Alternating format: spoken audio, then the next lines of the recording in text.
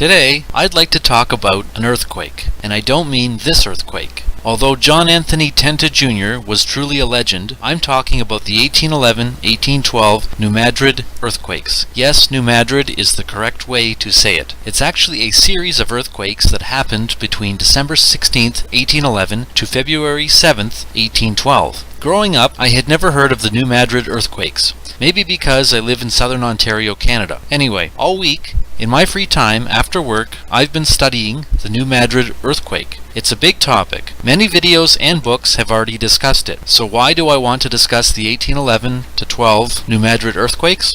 My answer to this comes at the end of my video. I've been thinking all week of how to make a New Madrid earthquake video presentation. These days, attention spans are short, and with Google, quick fast answers are expected, and people also want entertainment. Fair enough. That's what I will deliver, a summary on the New Madrid earthquakes. According to Wikipedia, the 1811-1812 New Madrid earthquakes remain the most powerful earthquakes to hit the United States east of the Rocky Mountains in recorded history. It occurred around the Mississippi River town of New Madrid, then part of the Louisiana Territory, now within the U.S. state of Missouri. The quakes were felt over roughly 130,000 square kilometers, which is 50,000 square miles, and moderately across nearly 3 million square kilometers, or rather 1 million square miles. It's amazing we don't hear more references to the New Madrid earthquakes. This is maybe because it happened over 200 years ago, at a time before widespread photography. So I'm going to go through a series of questions to try to better understand the New Madrid earthquake. Okay, so my first question is, how long did the New Madrid earthquake last for? And my answer is, popular accounts suggest the earthquake was upwards of 2,000 small tremors, so lots of little earthquakes, between December 16th, 1811 to February 7th, 1812. However, accounts generally agree that 4 major earthquakes took place, those being one on December 16th, 1811, and then later that morning, actually, because it happened at 2 in the morning, later in the morning, I think around 10 in the morning, there was an aftershock, so on the same day. Then on January the 23rd, 1812, another shock, and February the 7th, 1812, another shock. And looking at eyewitness accounts, there's different details that happen on these various 4 major shocks, but I won't digress. Further, the accounts seem to suggest the New Madrid seismic zone was in a continual state of quaking or tremoring. Okay, so next question, where was the earthquake? Well, already mentioned is that it took place in the area of New Madrid, but more specifically, it happened along the Mississippi River, where it actually sliced the river in 3 different distinct places, following seismic fault lines underneath the river. To note, New Madrid is at the center of 8 surrounding U.S. states. Next question, what was the affected area? Again, the quake was said to have been felt 1 million square miles wide. If I rely on a YouTube video by Conaveri Bolton Valerius, which I will link in the description below, then generally speaking, the earthquakes were felt more in the eastern seaboard of the US than in the west. My next question. Okay, there was a comet in the sky sighted in 1811, and if my memory serves me correctly, this happened between about March of 1811 up to September. And this comet lasted 260 days in the sky. Did this comet have an effect on the New Madrid earthquakes? Rather, was this comet related to the New Madrid earthquake incident? So my answer?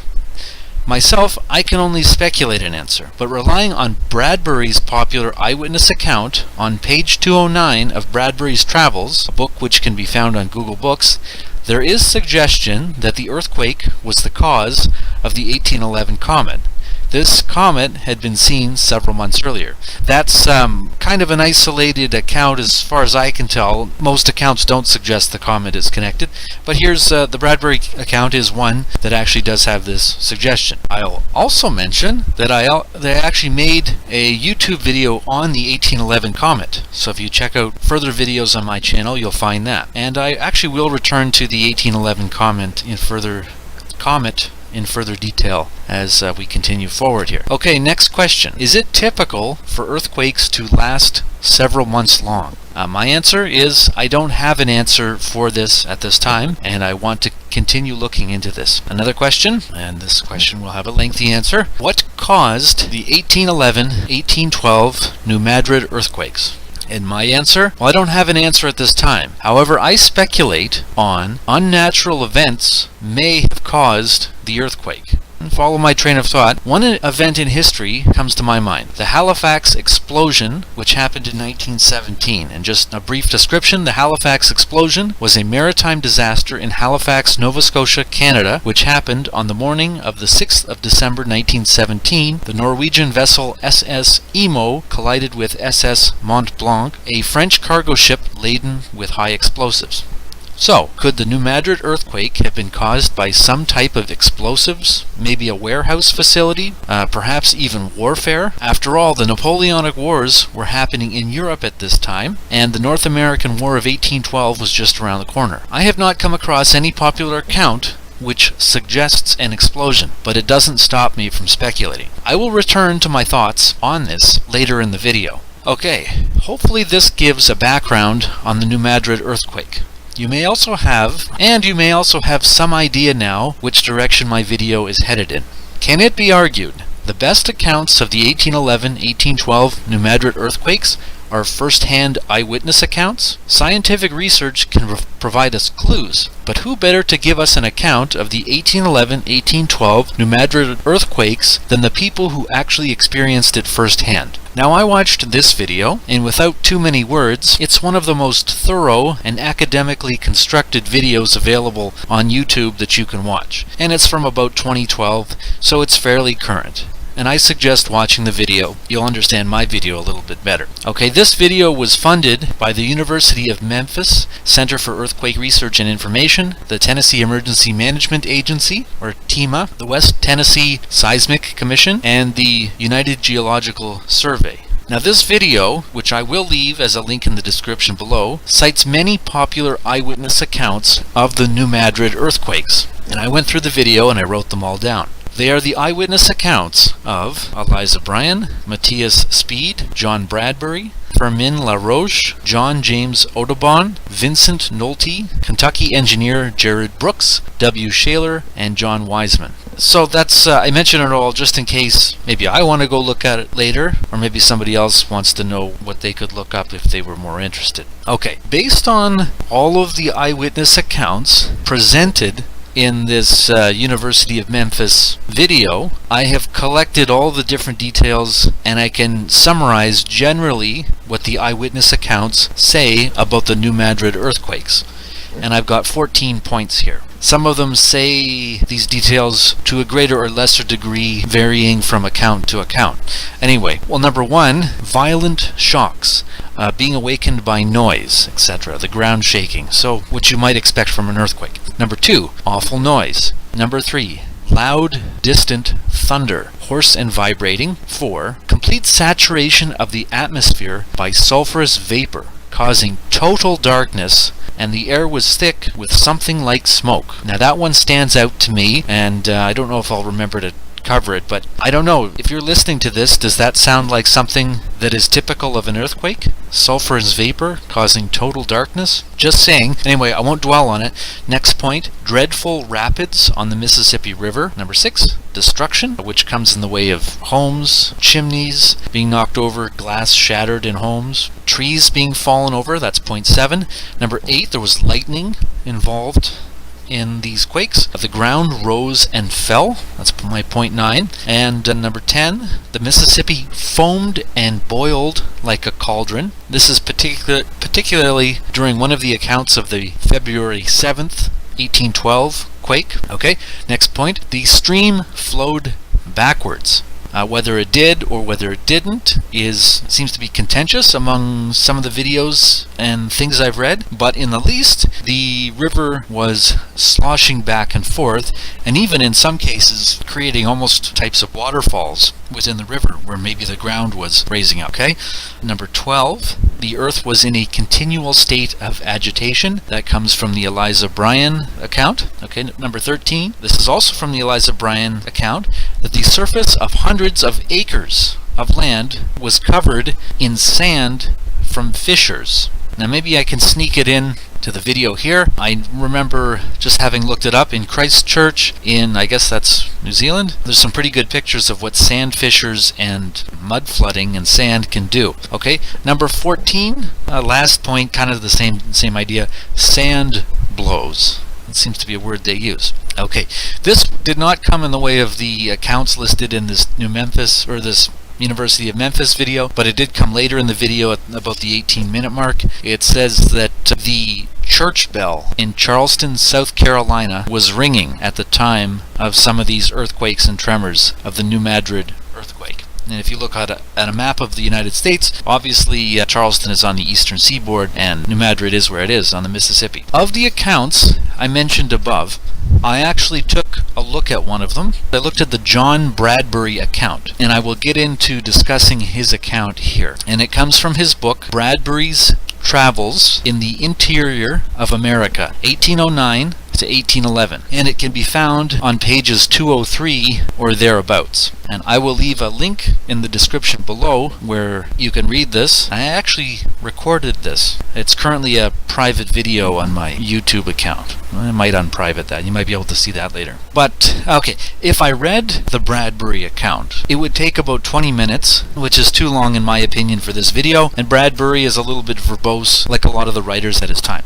So I'm not going to give the full account in this video here. So I'll give you the condensed version of what Bradbury said. But just briefly before I talk about Bradbury's account of the New Madrid earthquake, I'm just going to mention who John Bradbury was, just for some context. Okay, so Wikipedia says that John Bradbury, from 1768 to 1823, that's when he lived, was a Scottish botanist, noted for his travels in the United States, Midwest, and West in the early 19th century, and his eyewitness account of the New Madrid earthquake. He was also a member of the Linnean Society of London. If that's particularly interesting to you, you might want to look that up separately, just to understand what that was about. Briefly, the Linnean Society of London is a society dedicated to the study of and dissemination of information concerning natural history, evolution, and taxonomy. Charles Darwin was actually a notable member, among others. So, back to John Bradbury. Because John Bradbury was part of this Linnean Society, I feel it's fair to say that John Bradbury's account of the New Madrid earthquakes has some status of being an official account of what happened. That's just my opinion. Crudely compared, I think the Linnean Society, of which John Bradbury was a member, might be compared with National Geographic magazine of today. And publications from the Linnean members were wide-ranging, in the same way that National Geographic is today. Okay, that's just my 2 cents. With all due respect to John Bradbury, having read his account, there were times that I almost felt like laughing. And I don't want to be mean-spirited, but John Bradbury in his account often portrays himself as this fearless leader amongst his traveling companions. So many a time he saves his crew from imminent calamity, and his account sounds a little bit fabled, and it reminds me a little bit of Indiana Jones, or say Davy Crockett wrestling a bear. Don't believe me? I challenge you to read it yourself, and I think you'll come to the same conclusion. Okay, so beginning the Bradbury account, I've just written down notes here. He's just kind of settled in for the night, and he's sleeping in his boat, which he has moored along the Mississippi River. His other crew members are sleeping in separate cabins. So just judging by this, I can assume that he is in a ship larger than a canoe, but we learn in his account that the men had oars. So the ship can't be terribly large. I mean, they're using oars to power it. And judging by the quotes from Bradbury's travel companions, we can tell that at least some of them, if not most of them, were French speakers. Okay, and I'm going to switch over and just read briefly from his account, not the whole thing, but just the beginning of it, more or less. Okay, I'm reading off the top of page 204. As it would require every effort of skill and exertion to pass through this channel in safety, and as the sun had set, I resolved to wait until the morning and cause the boat to be moored to a small island about 500 yards above the entrance into the channel. After supper we went to sleep as usual, and in the night, about 10 o'clock, I was awakened by a most tremendous noise, accompanied by so violent an agitation of the boat that it appeared in danger of upsetting. Before I could quit the bed, or rather the skin upon which I lay, the 4 men who slept in the other cabin rushed in and cried out in the greatest terror, "Oh mon Dieu, Monsieur Bradbury, qu'est-ce que c'est qu'il y a?" I passed them with some difficulty, and ran to the door of the cabin, where I could distinctly see the river agitated as if by a storm, and although the noise was inconceivably loud and terrific, I could distinctly hear the crash of falling trees and the screaming of wild fowl on the river, but found that the boat was still safe at her moorings. I was followed by the men and the patron, who in accents of terror were still inquiring what it was. I tried to calm them by saying, "Restez-vous tranquille, c'est un tremblement de terre," which term they did not seem to understand. Either that, or Mr. Bradbury spoke very bad French. That's a little joke.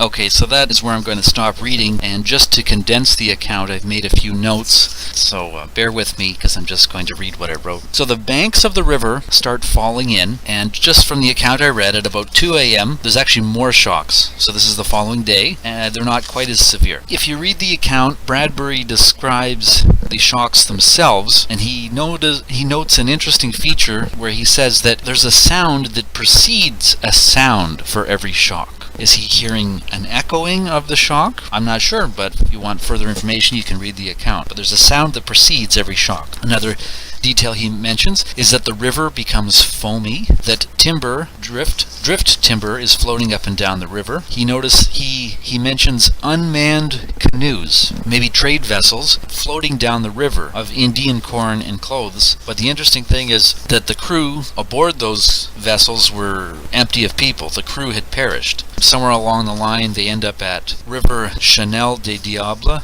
Okay, I might be able to look that up, maybe not. It seems like the men in Bradbury's crew are very wimpy and frightened and terrified, so Bradbury gives them some alcoholic drinks, some spirits. On December 17th, there's more shocks. Then they travel down the river to a log house. So they come across a settlement of families of frightened people, and they're praying, and I guess Bradbury maybe goes in their house, I don't know.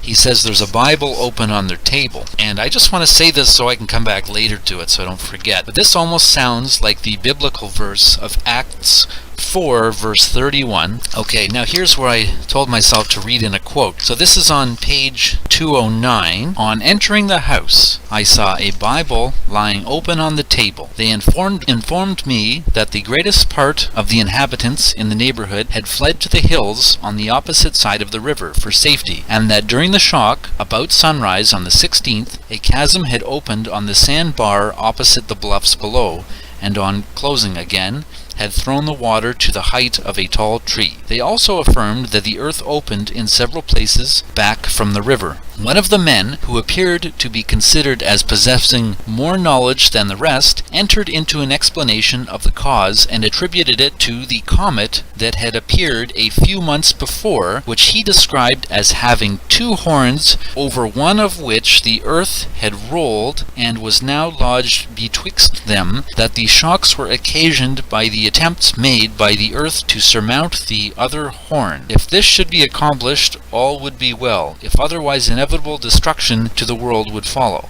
Finding him confident in his hypothesis and myself unable to refute it, I did not dispute the point and went on about a mile further." My point is here we have sort of like a random person that Bradbury runs into, and this random person has an explanation on how the 1811 comet is related to the New Madrid earthquakes. Make of that what you will. Okay, as we continue to read the account, we learn that there's more shocks, more trees getting knocked down. They end up at the mouth of the River St. Francis, so I've yet to look at a map as to where that is, and they're headed on their way to Natchez. I want to return again to the New Madrid earthquake documentary from the University of Memphis and just try to cover quickly the things they discuss in that video. One of the things they start discussing after they mention all the eyewitness accounts is this idea of sand being hydraulically charged and then shooting out of the earth, and they call this phenomenon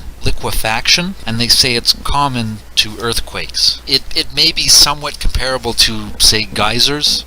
squirting out of the earth, and there's great discussion of sand fissures. And I'm going to switch it up and show you another screenshot of another video I found on YouTube, which shows very nicely a picture of what a sand fissure would look like if you start digging down. Just as an important note, it says the New Madrid seismic zone encompasses 8 different US states, and yes, it does. An interesting note, at 18 minutes into the video, it says that the earthquake was felt as far away as Canada.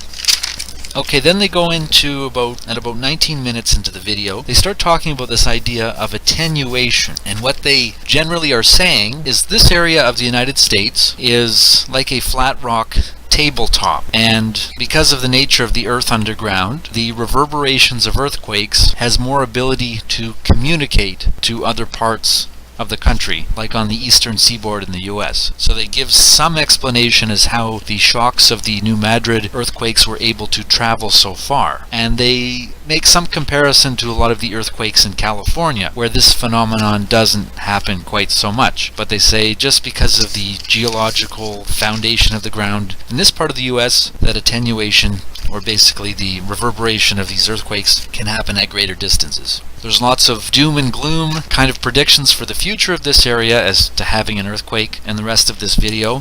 And maybe I'll mention at 24 minutes, this man here has a great way of pronouncing tornado.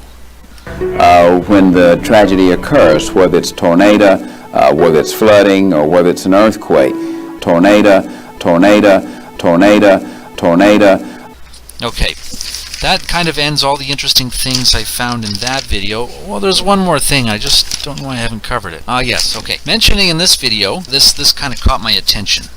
It's not something they go into great deal of discussing, but at 13 minutes and 53 seconds in this New Madrid earthquake video from the University of Memphis, they show a screenshot that suggests this earthquake activity tends to happen every 500 years. So they actually show a screenshot, here it is here, and they say 500 AD, 900 AD, 1450 AD, and 1811 and 1812, and based on this they actually make some predictions that we're due for one in the future. Now, this is my reading into this, but it almost looks like a civilization reset. Was that controversial to say that? Every 500 years we have a cataclysm? I'm allowed to think that, aren't I? You might disagree. Is it wackiness? Maybe. So the last video I watched recently and I wanted to cover was a video by Conaveri Bolton Valerius. I probably said it wrong. And she's an academic, I think from Arkansas. And, well, I just had some notes from her video, and I'll leave her video link in the description below. And she had a very good way of describing the eyewitness account details, so I'm going to include that in this video. In 8 minutes and 10 seconds in her video, she talks about sand volcanoes, she talks about spring floods. Oh yeah, and that's an important thing to note. This earthquake happens, the New Madrid earthquake happens in the middle of winter, December, January, February, so this is not spring flooding. So the sand fissures have nothing to do with the flowing of the river in spring. Unfortunately, Valerius's video tends to stray from the New Madrid earthquake a little bit and goes into Civil War history, which is interesting. It kind of gets away from some of the actual earthquake details. She compares, about 23 minutes in, she compares the earthquake of the soil of the soft soil of the Mississippi to the hard fault line of the San Andreas. Oh, and she has some interesting screenshots of old trees around the 28-minute mark around the Mississippi, and she goes into greater detail discussing these. And then at 33 minutes and 12 seconds, she goes into discussing these circular depressions in the middle of farm fields that tend to be the center of these sand blows. I find that interesting. At the end of, what's her name, Valerius? At the end of her video, she starts answering questions at about the 33-minute mark, and one of the questions posed to her is a recent trend in academic writing to understate the effects of the 1811-1812 New Madrid earthquakes. And so somebody asks a question there. That was an interesting point because I read an article by, I think it was a husband and wife team named Huff, that actually has one of the recent official scientific analysis type of papers, academic papers, about the New Madrid earthquake, and all they seem to do is to downplay, make less important the original accounts of the New Madrid earthquake. So why would you seek to diminish the severity of the New Madrid earthquake is a bit of a strange thing to do, and someone actually asks Valerius this question in her presentation. On a cold night in December 1811, people in the French-American settlements along the Mississippi River awoke to a huge roaring. They saw flashing lights. They saw lightning in the sky, many of them. They smelled bad smells. They saw the horizon darken as if with burning flame, and they felt the earth shake.